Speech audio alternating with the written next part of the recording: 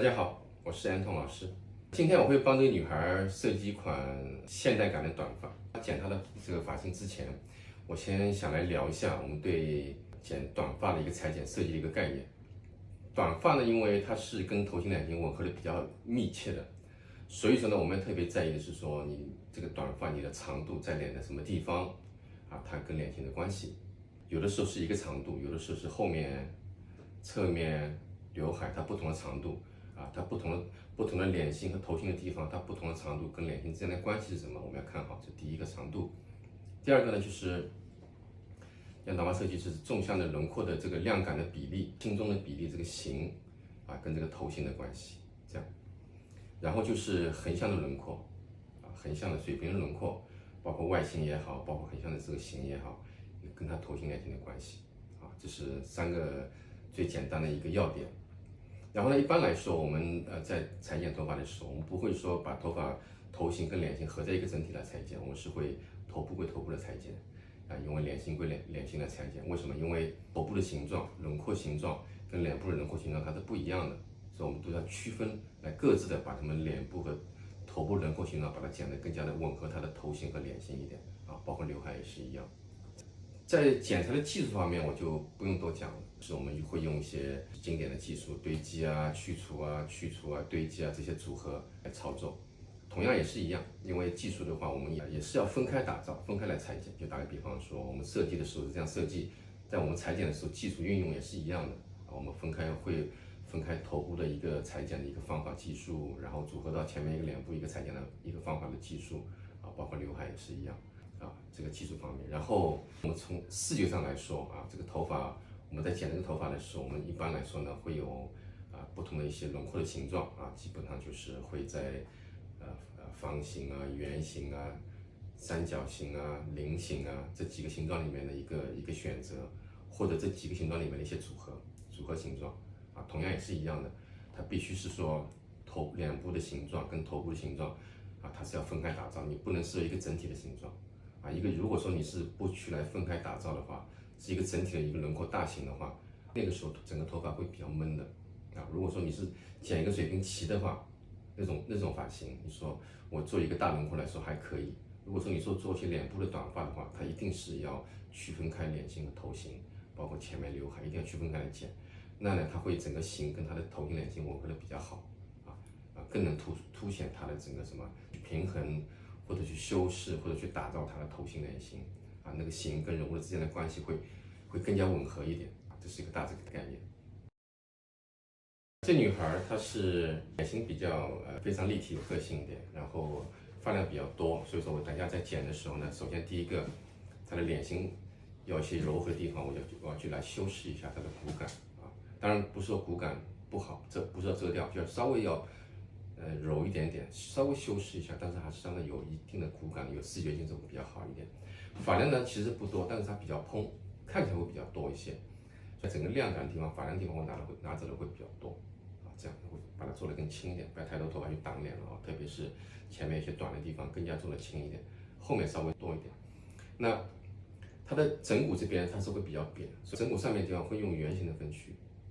把它这样。然后呢，从分区的角度来说，会先分出一个 U 型的分区，后面一个圆形的分区，然后顶部 U 型，两个侧面一个圆形的分区来做从整个顶部然后后面就正常枕骨上下的分区，把量感做轻就好了。后面的头发的长度在它下面的下巴一点点，这样下巴下一点，然后侧区呢会在它的这个耳垂的地，这样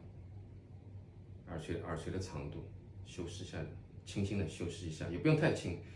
稍微还是有点发量，但还比较有轻轻的有点基底感的修饰一下脸型，包括整个顶部刘海位置我会剪到它的眉毛这边左右，然后剪很多的层次，让整个发型看起来更加生动一点，有更加多的肌理感，而不是那种沉闷的感觉后面也是一样的，做轻轻的。所以从整个质感上面来表达呢，它不是那种有量的饱满的，它是会比较轻一点、柔一点更多一些肌理感、线条感在里面，更加生动一些然后这个是一种视觉性，同时这种设计也会把它这些发量的问题也会平衡的比较好。然后这么一个肌理感比较强的设计呢，也会比较生动，然后也会让它整个五官看起来呢，既有个性啊，也会比较柔和一点，跟五官这样产生一种比较协调的关系。今天我整个来设计它这个发型用的技术是全部是用去除重量的技术，拿走量感的技术，这样。然后从整个廓形上面来说呢，我不想有太多的张力的廓形，我想还是因为显得它比较年轻一点，还是说整个轮廓的形状还是比较平直一点，没有太多圆的或者菱形的这么一种太多的廓形，就比较自然顺直平直一点的现代感一点、清爽一点的这个廓形啊，然后感受就会显得年轻、时尚、有个性啊，这是一个大方向。好了，我先来分区。介绍一下的分区，后面这一区，我先会定个底线，然后定的稍微平直一点，因为它是要时尚度嘛，利索一点，直线感一点，不要定斜线。定完一个长度，大概是在它的脖子的靠下面一点底座的地方，也不要太长。如果说呢，我要定短了呢，定了这个地方呢也可以，不是不可以，但是我会觉得说视觉上面会稍微有点硬。稍微留长一点点，它柔一点，不但长度柔哈，而且它整个形会贴着这个脖子呢往下面放一点，会柔一点啊，这个长度。然后里面就去除了，把重量拿走啊。我在拿走这重量的时候，我不会太刻意的把这个发片向后拉。你看有很多人去后面去这个重量的时候，他可以刻意的剪成一个方的面，我不会这样刻意做，我会剪的稍微圆一点点，让它碎一点、松散一点、轻一点、柔一点就好了啊。线的利索，这样剪。然后侧区呢，长度会不会差不多在这种地方，耳垂的地方，然后量感上我不会做的特别轻，很多人喜欢做这种线的鬓角，轻轻瘦瘦的这样这种感觉，我觉得那个有点俗气，啊，当然我也不会剪得很重，是说我给它一个相对比较硬的线，然后呢里面亮我会拿走，就是让整个侧区看起来是那种也是说有一点亮，但是轻轻的亮。也是那种肌理感、毛毛的感觉，就是那种不是那种瘦瘦的，也不是那种硬硬的，在这种中间状态，柔一点、毛毛的肌理感这种状态啊。侧区设计这样。后面我刚刚是说了，因为它整个头型会比较扁平一点，所以说呢，我就会分这个圆的分区，这样剪呢会把整个轮廓稍微平衡一下它的整个比较扁平的头骨，这样啊。然后如果说它头骨是比较饱满的话，我不会分这样的圆的分区，可能我就正常的分区这样。这是改动一下，然后这个顶区的 U 型区呢，就是我会做也是一个去除，然后先在前面定一个比较适合的长度，然后把里面的重量拿走，啊，整个发型设计就是这样。然后我现在开始，我从后面先来操作。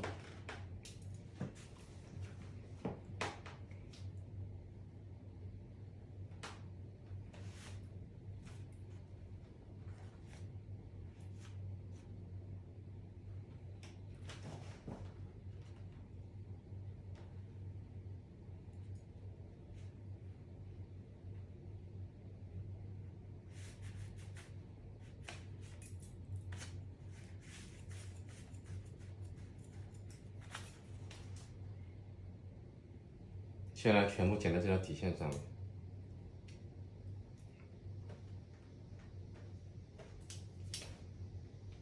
可能再低一点，谢谢。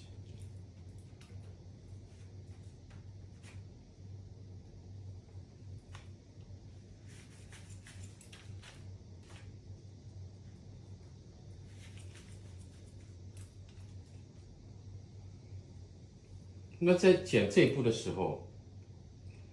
你不需要刻意的一定要把角度拉低，啊，不需要刻意的把角度拉低，或者让它这条线这么清晰这么立，我是可以松松的拉起来一点，啊，让它产生一些什么层次感、纹理感，就这种发尾的这种活跃度，你可以自然的拉起来一点没关系，但不要太高就好了。如果太高的话，它的发尾的量保留不了，它也不好看，它会显得太轻、尖尖的、瘦瘦的也不好看，就自然的拉出来就好了，啊，然后这个线条就会显得比较比较有那种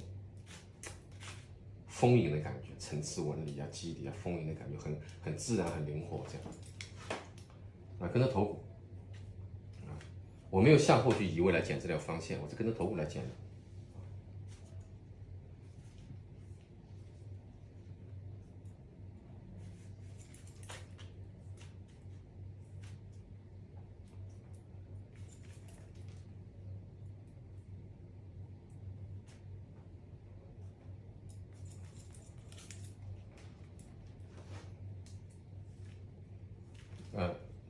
这只是为了定一个长度而已，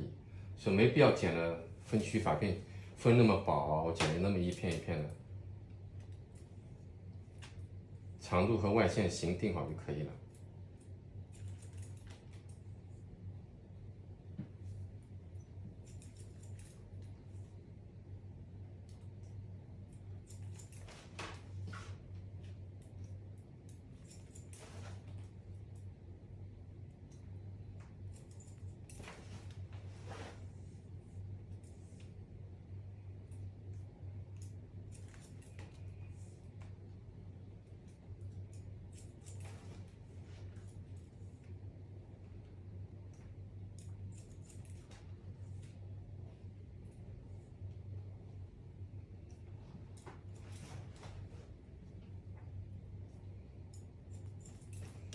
好，现在这样呢，就第一步就操作完成。来看一下，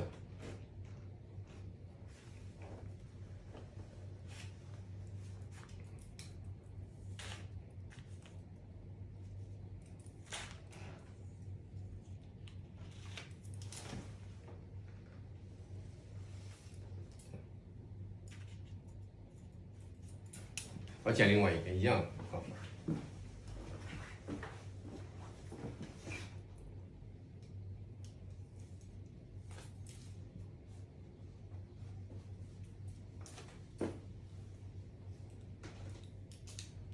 记住你的这个身体的站位啊，在那边站的位置，这边站的位置，你的手跟头骨这个一定要记住啊，否则的话两边就很容易剪得不对称。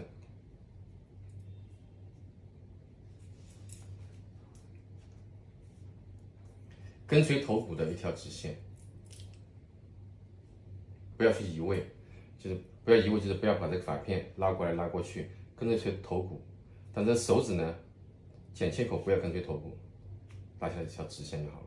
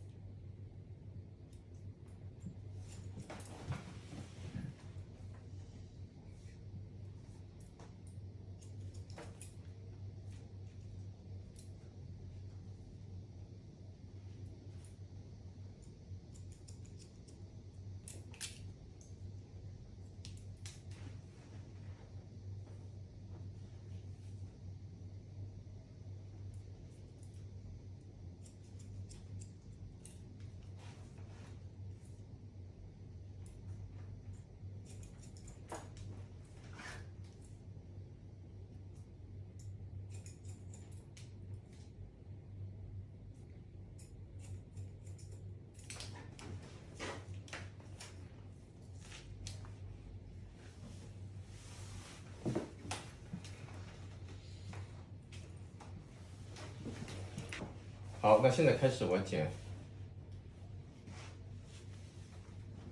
里面的这个形状。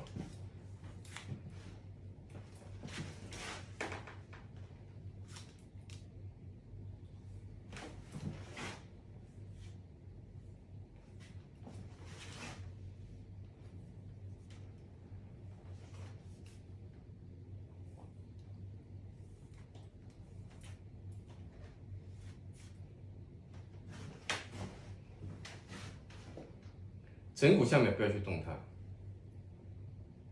从枕骨上面开始剪。啊，可以有的选择是，你可以这样跟着头骨来剪，它就会轻一点，上面会整个轮廓会曲线一点。也可以这样剪，它就会硬一点。那我今天呢会选择跟着它头骨的这个角度来剪一下，让它有点曲线，然后上面量更轻一点。也不能这个时候剪的时候，你也不能特别跟头骨，特别的说上面会短。如果特别短的话，那等一下这个你就很难去来处理了啊，你还是保留一定的长度。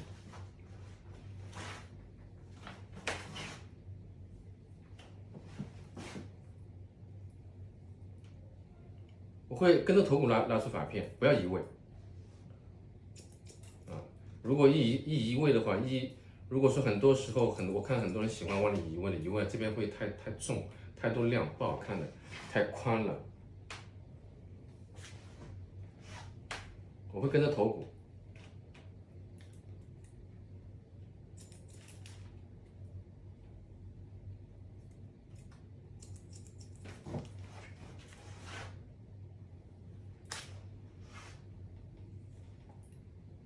在后面呢，走一个圆形，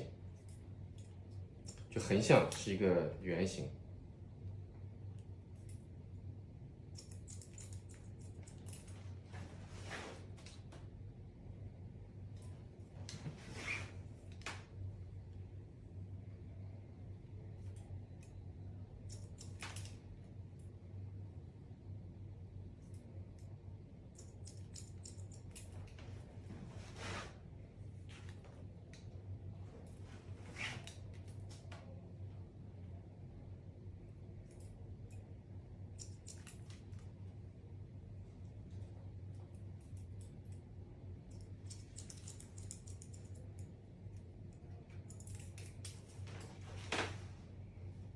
先第一步把上面的重量拿走，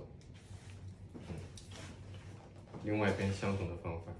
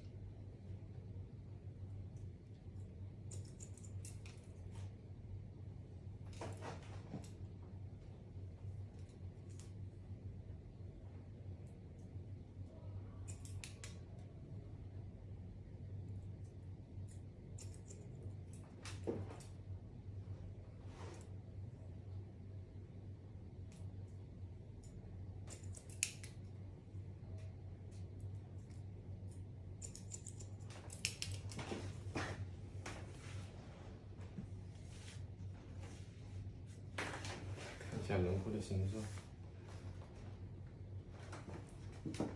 你可以看到这么一个曲线，整个轮廓的形状看到这么一个曲线，它是比较柔和一点点，线是方的，这样啊，然后看起来不会很笨重，整个头型的这个形状会被修饰的很好，长度落点也不会到枕骨这么短了，也不会很低，对吗？在这个发际线的中间的地方，这样。我们在剪发的时候呢，最关键的是说，我们随时用眼睛来观察你要做的这个形状，这是最关键的啊！不管你是用什么技术、什么方法，有很多人会说我的量感轻重会剪得比较好，我的重心会放得比较好，那都没用，那都是大概一个东西啊。说我比例会剪得比较好，那都是大概。在我心目当中，形是最关键的。你看到形的话，它代表一切，而且你会看得很精准。这样，好了，那现在开始我要剪两侧的头发。两侧头发同样，我会先从外轮廓线开始，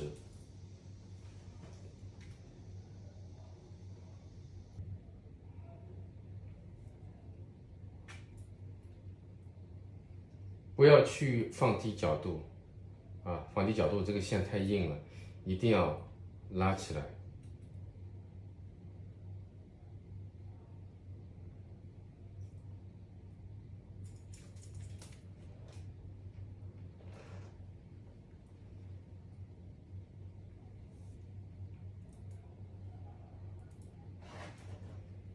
用一个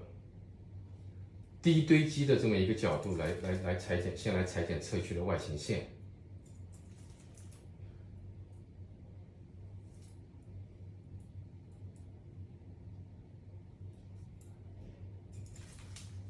和后面的道理一样，那这样呢，整个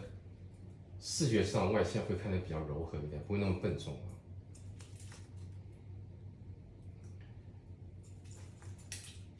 这种自然的感觉就会出来。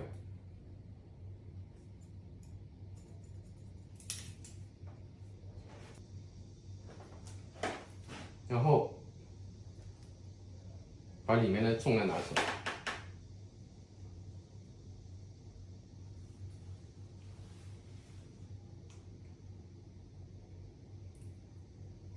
也是跟着头骨的形状，把量测计拿走。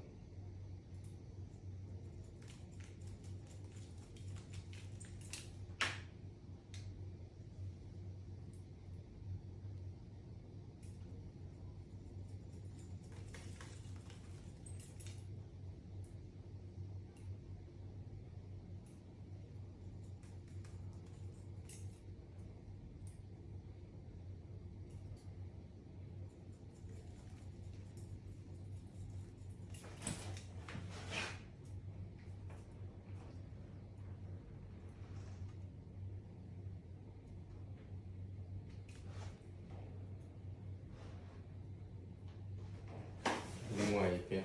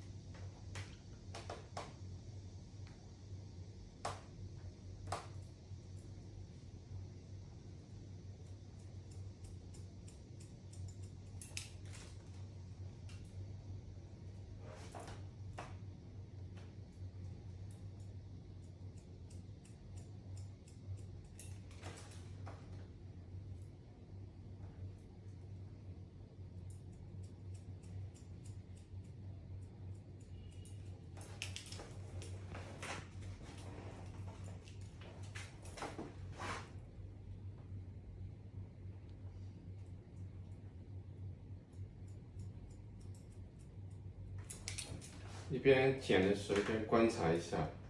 它的那种状态，啊，是非常有必要的。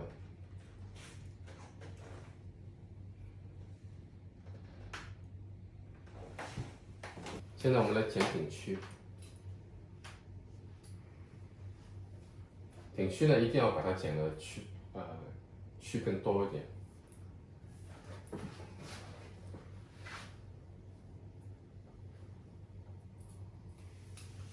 首先，我们在剪顶区的时候，因为你要去多一点，首先呢，我后面会比下面呢留长那么一个手指，啊，先保留长度，前面先放长。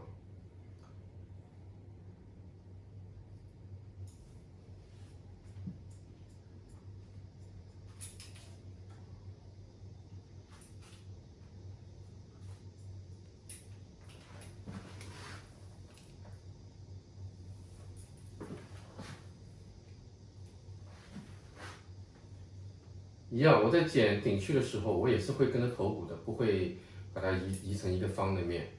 啊，移成方的面也是太嫩了，也是跟头骨了，最终它的整个形度会变得曲线一点。我说的是横向的这个发片的移位啊，纵向的话还是跟着那个之前的引导线。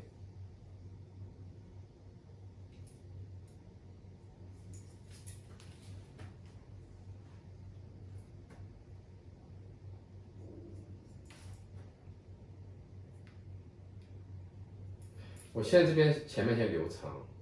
完了以后，我从前面剪顶区剪过来的时候，我会按照顶区这个方法，会把它一定的角去掉它，啊，它这样就会松一点了。你要是一开始太短的话，它会太嫩。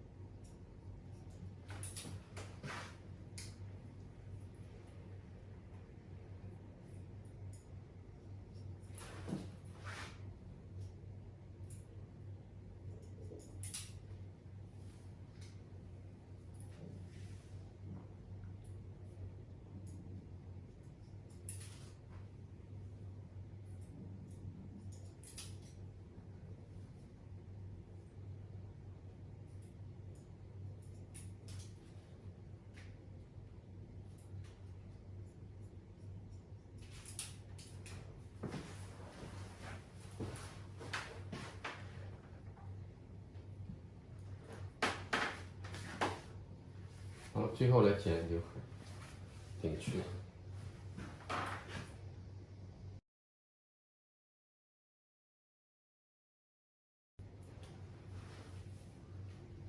还是一样，前面的长度设定跟它脸型之间的关系啊。当然说我们剪短一点的话，它脸会拉的修长一点，但它的这个头发我不会剪得很短。如果剪得很短的话呢，这边会凹进去，以后这边就会凸出来，会太硬，然后呢这个风格也会太硬，还是会剪得柔一点点。柔一点点的话，下面这个脸它这个自然一点的话，这边还是很漂亮，这样啊，所以长度会非常重要。然后垫完长度以后，把里面亮角去走就好了。在一开始的剪的时候，因为在湿发的时候，我们不要一下子就剪到你要的位置，因为它会往上收，你稍微留长一点点，啊，给它干了以后往上的一个发根向上的一个空间，这第一点。第二点，我们在后期会做一些发尾的修饰的时候，也会留一些亮给它，这样。所以我一开始剪会在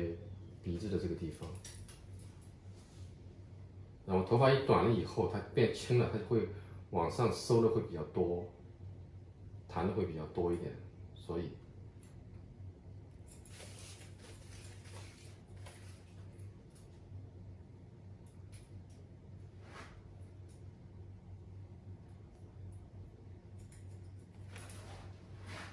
跟一点头骨也是一样的，这个发片不要这么直的拉过来，跟一点头骨，跟一点头骨，然后让它这个剪的形状也稍微跟一点头骨，这样拉就不好看了，这样柔一点，它有点曲线感，跟脸部之间有点关系。检查一下两边的长度，这是我们的基条引导线。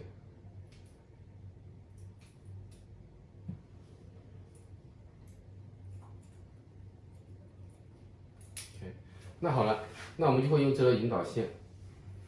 来剪里面的头发，然后一层一层的从前往后的来修剪，把亮光拿走。在剪顶区的时候呢，这个发片不要这么直的拉，往前一点点，保留一个向后的一点点的亮感长度，否则它到这边会比较唐突一点的就。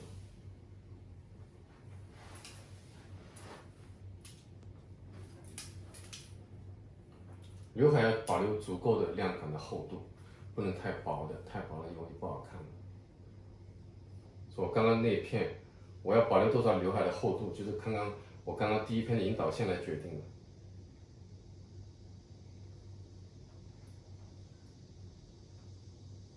找到引导线。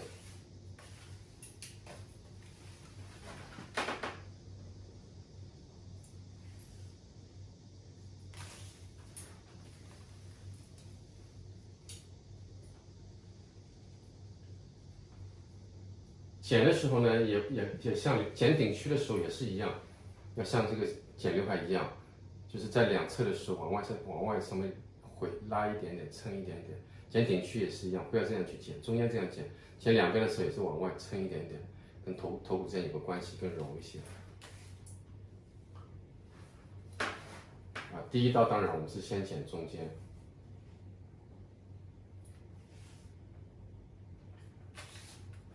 发片保留一些向前，然后把这个侧角跟着头骨收掉一点。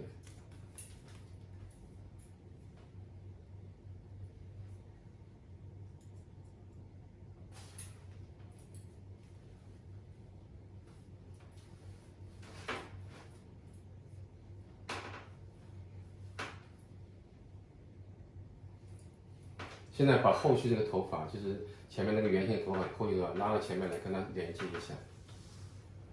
连接的时候不要硬连接，用点剪做一个软连接就好了。自然的一个过渡。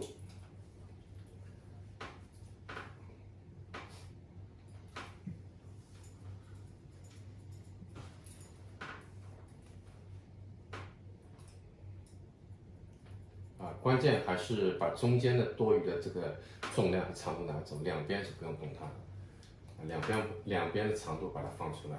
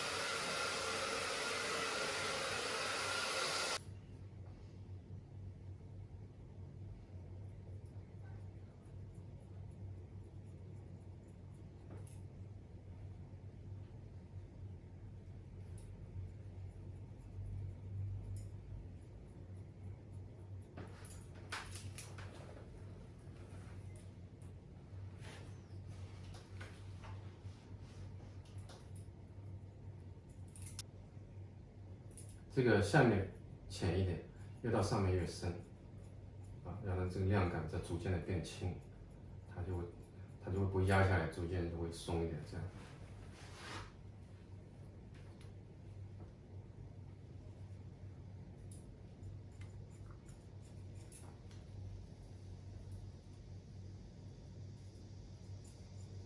在剪这种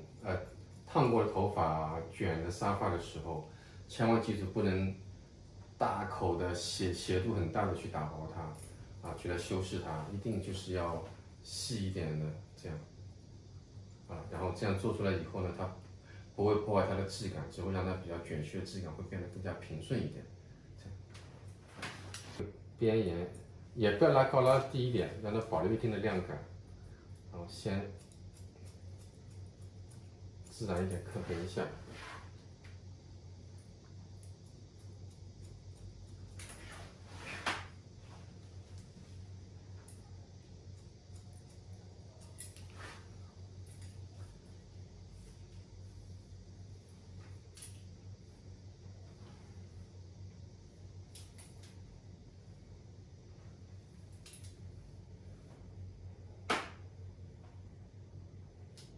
里面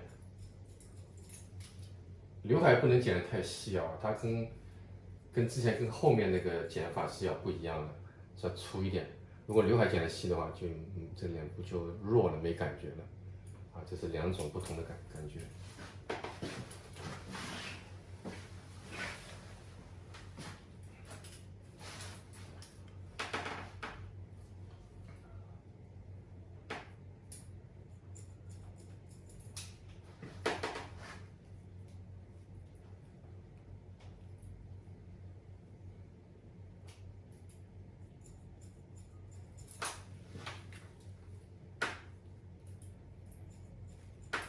前面我会把它处理的更加有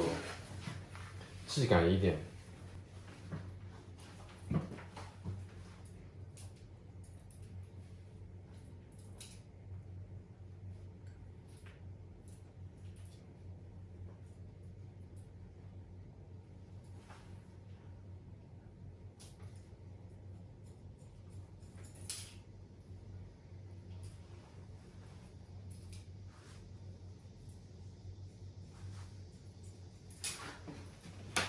你看啊，我怎么样去说？你把这里面头发剪得更加松一点，那外面也不会很薄。看一下，这样。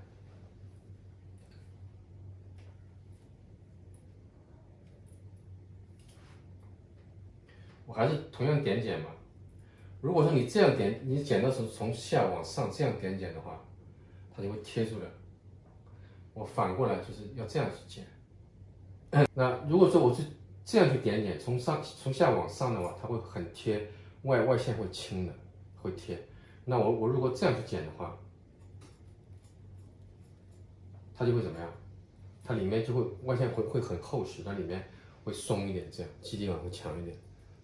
两种下刀的方法不一样的，它会产生不同的效果。你看我这样剪完了以后，它外线不会轻，知道吗？里面就会更加松一点，是吧？所以这条线也不会那么直，对吧？柔一点，不会那么硬的。如果说我一开始去剪那个头发，我是向后拉的话，这条线就会很直，就很硬，中性了，这个是比较女性一点的感觉。然后他们俩之间的配合也不会很唐突，因为都是曲线。我这条线直的，这个曲线的话就很唐，也会比较有点唐突的，就属性上面、直取方面会有点问题。这样，车距拉上来，上面多一点。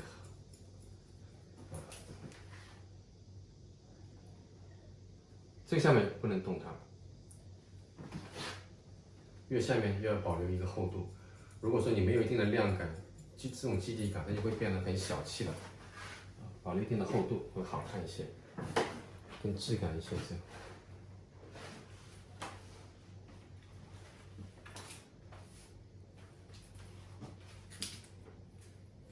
然后把这个内角的这个地方头发锯了一些地方头发稍微松一下。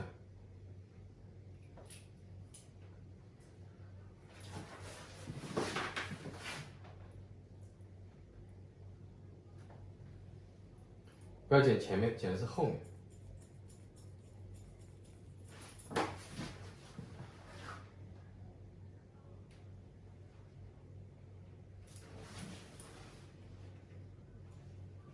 在后面自然一点，透气一点。